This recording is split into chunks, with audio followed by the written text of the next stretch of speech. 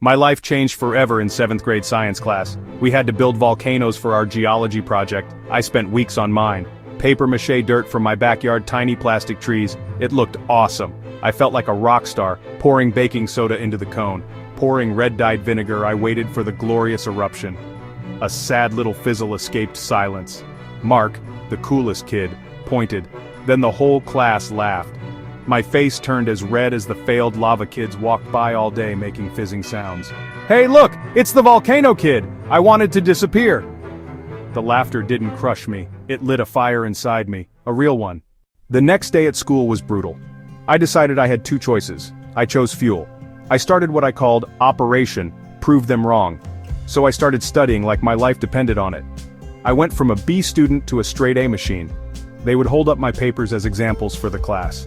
The same kids who laughed at my volcano now had to look at my perfect test scores.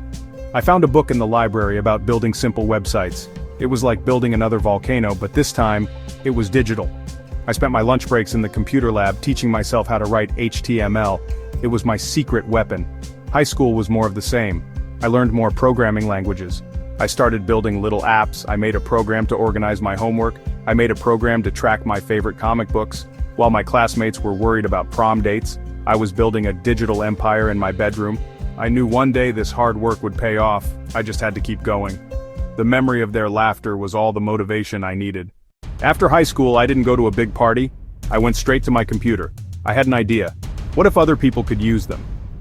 I decided to turn my high school project into a real company. I called it TaskFlow. I worked out of my parents' garage. It was cold in the winter. It was hot in the summer. I ate ramen noodles for dinner almost every night. I was the CEO, I was the programmer, I was the customer support guy. There were so many times I wanted to quit, but then I would remember that science class, and I would get back to work. A few people signed up for my software, then a few more signed up. I got my first paying customer, then my 100th. I moved out of the garage into a real office, a small rented room above a pizza shop. I hired my first employee. We were a tiny team with a big dream. The kid who couldn't build a working volcano had built a working company. Fast forward 5 years. Today is September 6th, 2025. TaskFlow isn't in a small room above a pizza shop anymore. We have a huge modern office downtown and a snack bar that has more than just ramen noodles. We have over 100 employees. A few months ago, my HR manager came into my office. She said we had some interesting candidates for a few new sales positions. She handed me a stack of resumes. As I flipped through them, one name jumped out at me. Mark. The same Mark from 7th grade. The king of the volcano laugh. I couldn't believe it. But then, I kept flipping. And I saw another name I recognized, and another. There were 3 people from my old middle school class who had applied for jobs at my company. They had no idea that the CEO of this company was the volcano kid they used to make fun of. I had a choice to make. I could have been petty. I could have tossed their resumes in the trash and enjoyed a moment of sweet revenge. Instead, I told my HR manager to treat them like any other candidate. I decided to sit in on the interviews myself. I wanted to see them, not for revenge, but just to close that chapter of my life for good.